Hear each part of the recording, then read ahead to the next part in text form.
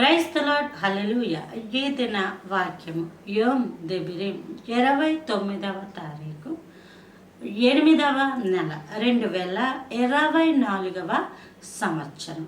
మన దేవుడు ఇస్తున్న చక్కటి వాగ్దానము లోకా సువార్త 11వ అధ్యాయము 6వ వచనం. నా స్నేహితుడు ప్రయాణము చేయొచ్చు, మార్గంలో నా యొద్దకు వచ్చి ఉన్నాడు, అతనికి పెట్టుటకు నా యొద్ద ఏమీ లేదని అతనితో చెప్పిన ఎడల.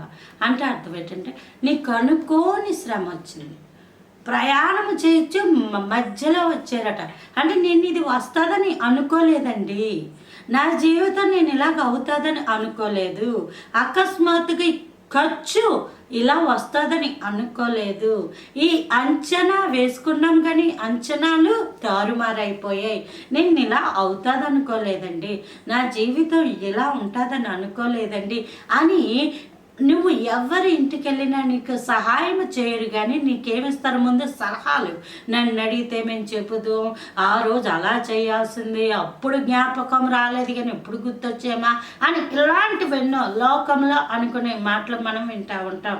అయితే నీ యొక్క అంచనాలు తారుమారైపోయి అనుకోని శ్రమ, అనుకోని విపత్తు, అనుకోని ఒక ఖర్చు, అనుకోని ఒక ఇబ్బంది, అనుకోని ఒక ప్రణాళిక నీ జీవితంలో సడన్గా వచ్చినా నీవు స్నేహితుడిగా నీ దేవుణ్ణి భావించుకుంటే, ప్రభువా నాకు ఈ సమయంలో సహాయం చేయి అని నీవు మాటికి దేవుణ్ణి అడిగితే, దేవుడు నీకు స్నేహితుడిగా ఉండి నీకు నెమ్మదినిచ్చి నీకు కావలసిన ప్రతి అవసరాన్ని దేవుడు అనుగ్రహించును కాక.